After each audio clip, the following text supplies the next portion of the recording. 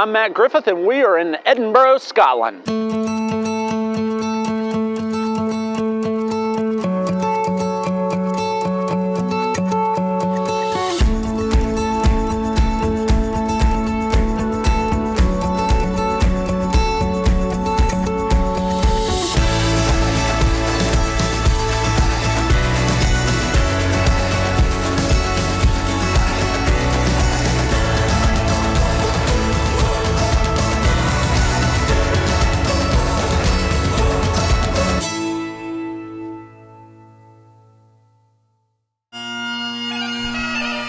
Edinburgh is the capital city of Scotland and Scotland's second most populous city with just a little less than 500,000 people.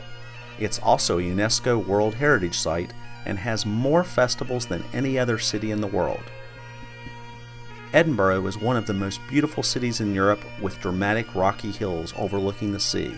It is begging to be explored.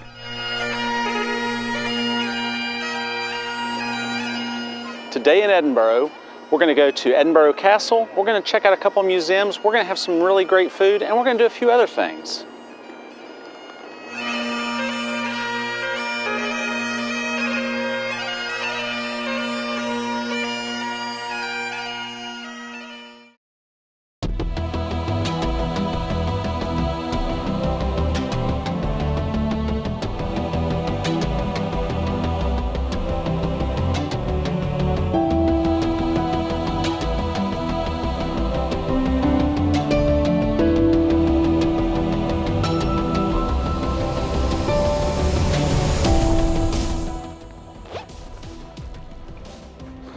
We're at Edinburgh Castle today, and this is probably my favorite castle in all of the UK.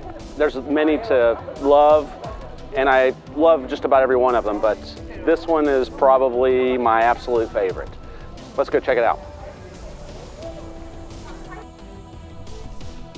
The castle is built on top of an extinct volcano, and this volcanic rock, known as Castle Rock, made this castle a formidable one. I am amazed at the engineering that took place on these structures that date from the 12th century to the 18th century. St. Margaret's Chapel is the oldest building on the site and also the oldest building in all of Scotland. It was constructed in the early 12th century in memory of Queen Margaret, who is said to have died of a broken heart in 1093 when she received news of the death of her husband, King Malcolm III. Displayed in front of St. Margaret's Chapel is Mons Meg, a 15th century cannon built in 1449 weighing 13,000 pounds and firing stones weighing 330 pounds up to 2 miles away.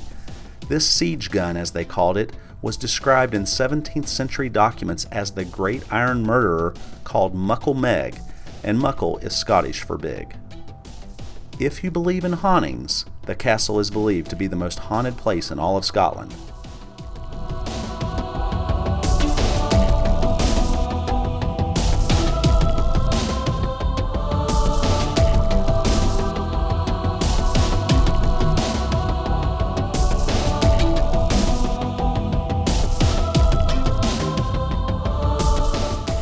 Historians have disagreed over the dating of the Great Hall, which is thought to have been completed in the early years of the 16th century.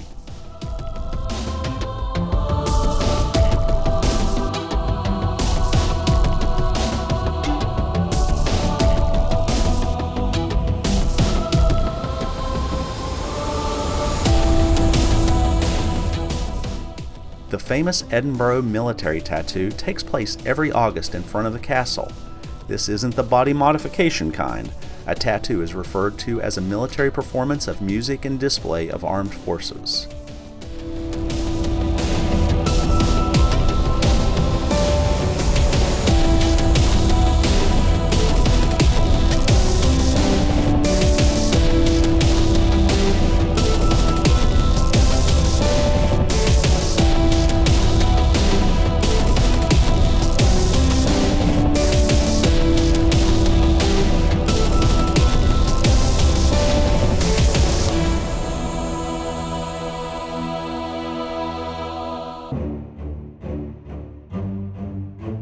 Also at Edinburgh Castle is the National War Museum.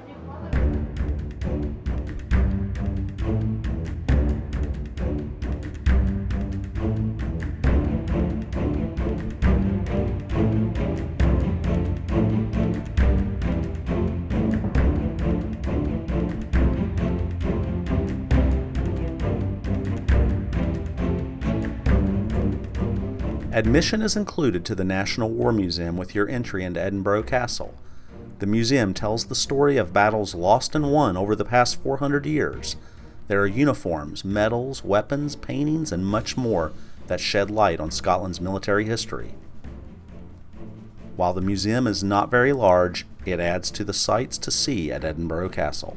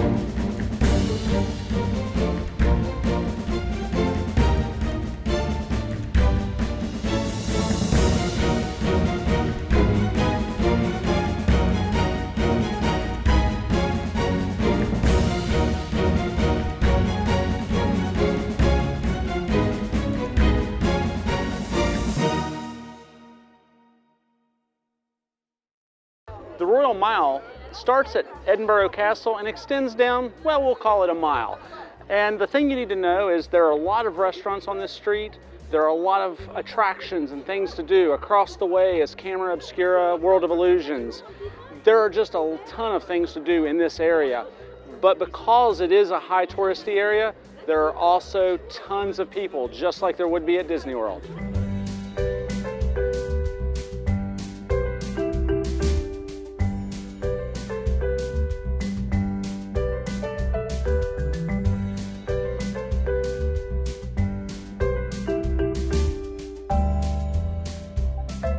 The cobblestone streets here are amazing, and they're all throughout Europe. But here's the thing, they're killer on your feet.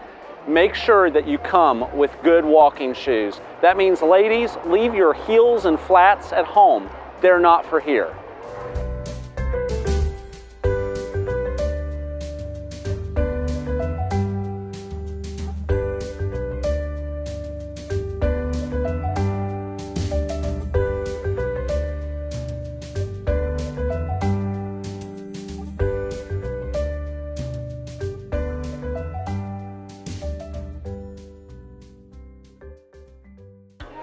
We're at Camera Obscura and World of Illusion here in Edinburgh. It's just down the street from Edinburgh Castle. It's a fun place for kids. It's fun for adults. It's I have to label it as a must-see for Edinburgh. This is one groovy place. Loaded with tons of optical illusions, including a tunnel that you can barely maintain your balance in, this place is nothing short of fascinating. It utilizes mirrors, lights, and other special effects. Even MC Escher would be proud of this place. There are many interactive exhibits in this multi-floor attraction, including photographs that change from normal to absolutely spooky, depending on the angle viewed.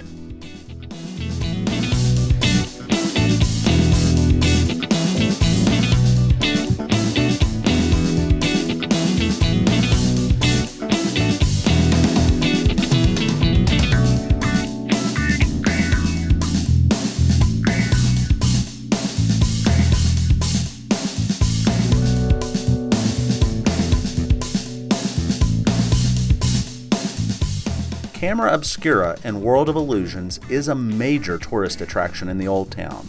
Founded by entrepreneur Maria Theresa Short in 1835. Yes, I said 1835. It is located on the Castle Hill section of the Royal Mile, just steps away from Edinburgh Castle.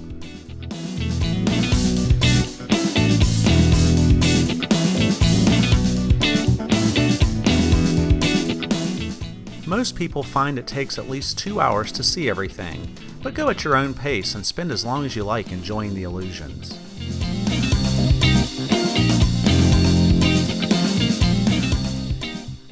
I think I've lost my head.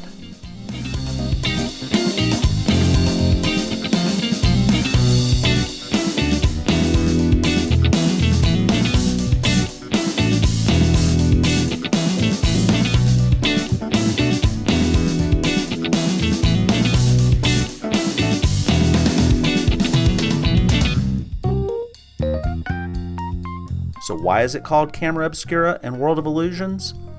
Everything you see here is the World of Illusions part. The Camera Obscura part is on the rooftop, but they don't allow cameras inside this portion, not even for us. So you'll have to make a trip here to see what that is all about. While you're on the rooftop, you can take in great panoramic views of Edinburgh.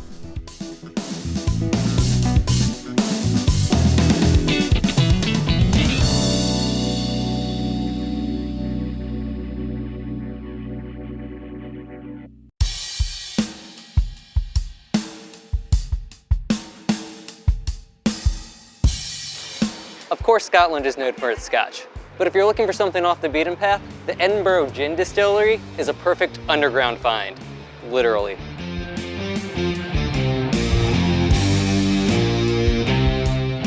There's something innately cool about an underground gin distillery, and you definitely feel like you've discovered a secret treasure of the city when you step into Edinburgh Gin's West End location.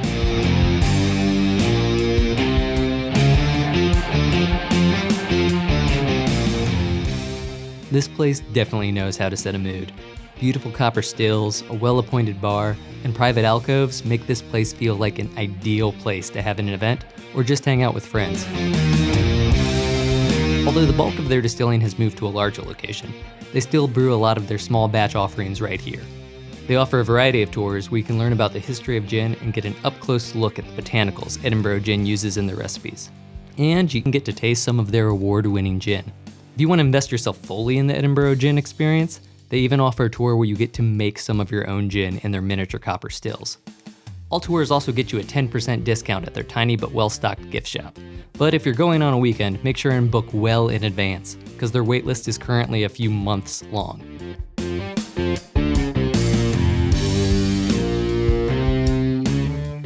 Edinburgh Gin shares its space with Heads and Tails Bar, which offers a huge selection of artisanal gins from all over, and has recommended tonic pairings to help you create that most classic of cocktails.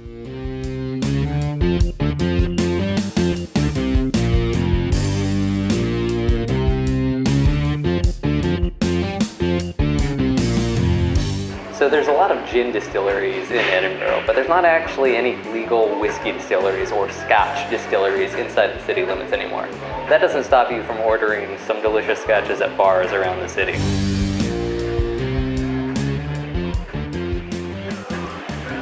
Smoky.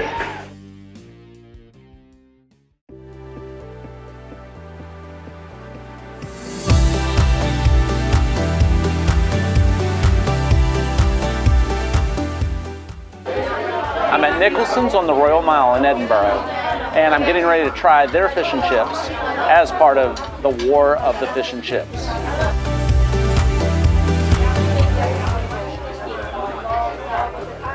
So these were actually really good fish and chips. The crust on the chips or the breading was a little flakier, almost lighter, and the fish were really good. And even the chips, or the fries as us Americans call them, were a little crisper as well. All in all, this was a really good fish and chips.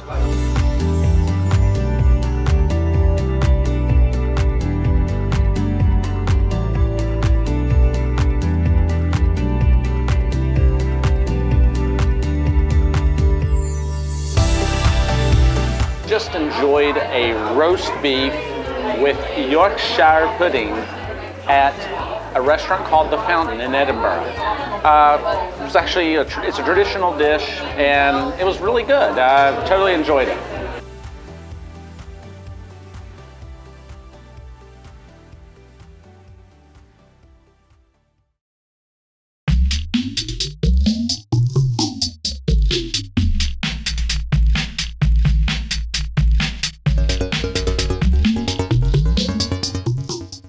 We've stumbled across the Flying Scotsman. It's Britain's oldest vintage rally. Like most guys, I like cars. There were 104 cars ranging from years 1907 through 1948 that showed up for this event, with MGs, Aston Martins, Nashes, Bentleys, and Talbots, just to name a few. This is quite a rally for these aging automobiles, as it starts from Brooklands Museum on the outskirts of London and arriving at the Balmoral Hotel in the heart of Edinburgh on the Royal Mile over the course of 4 days.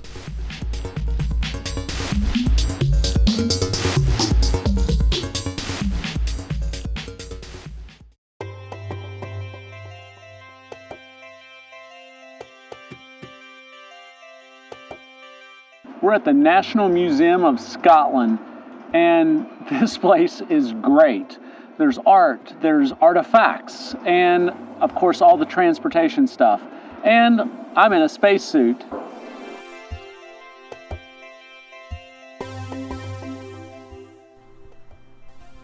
This hot air balloon is an interactive exhibit that you control.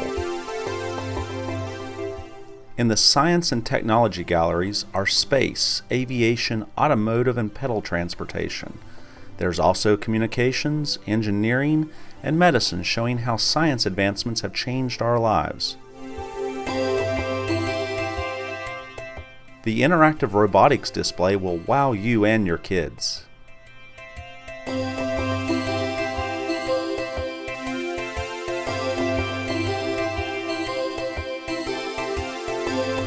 The art, design, and fashion galleries showcase the best decorative art, design, and fashion style throughout history.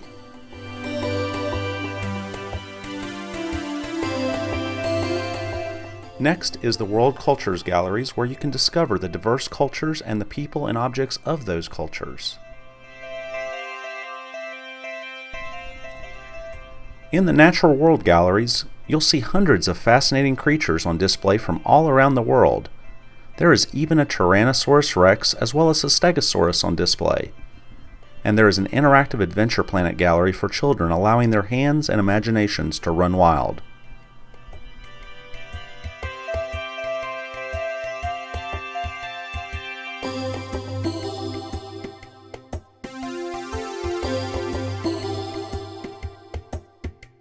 In addition are Scottish history and archaeology galleries.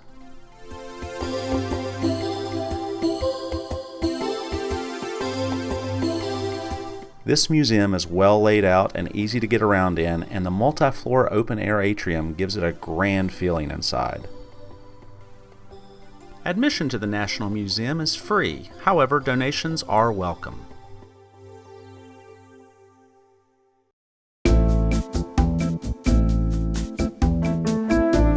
This is the Royal Yacht Britannia. It was decommissioned in 1994, and now it's available for tour here in Edinburgh.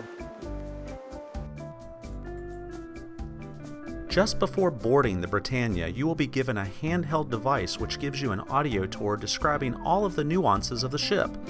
This audio tour is available in 30 languages. The English one that I received had a gentleman with a British accent. Weird, huh? Oh wait, I guess it's not.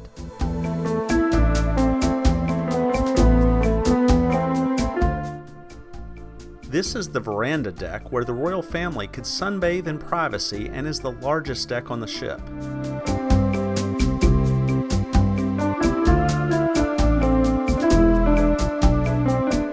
This tea room was one of the Queen's favorite spaces on the ship, and she would typically have her breakfast and afternoon tea here while enjoying the spectacular views through the windows. The furniture in this room is bamboo and was purchased by Prince Philip in 1959 during a visit to Hong Kong. Throughout the ship, there are little corgis placed around for kids to find, or us adults as well. The Britannia served the royal family for 43 years, traveling more than 1 million nautical miles around the globe. This attraction now receives over 300,000 tourists each year.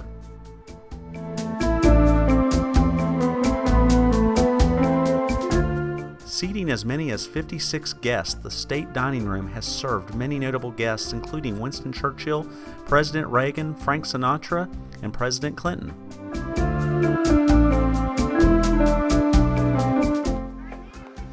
Hi mate, welcome to the royal ship Britannia.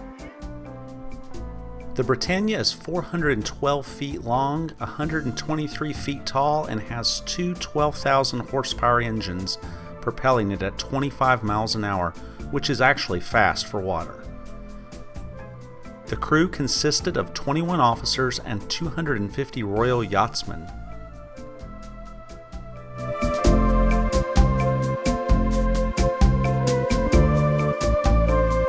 The ship evacuated over 1,000 refugees from the civil war in Aden, which is a port city in Yemen, back in 1986.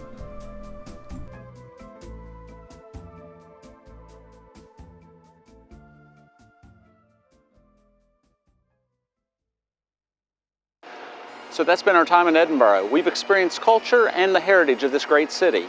Now it's time to depart.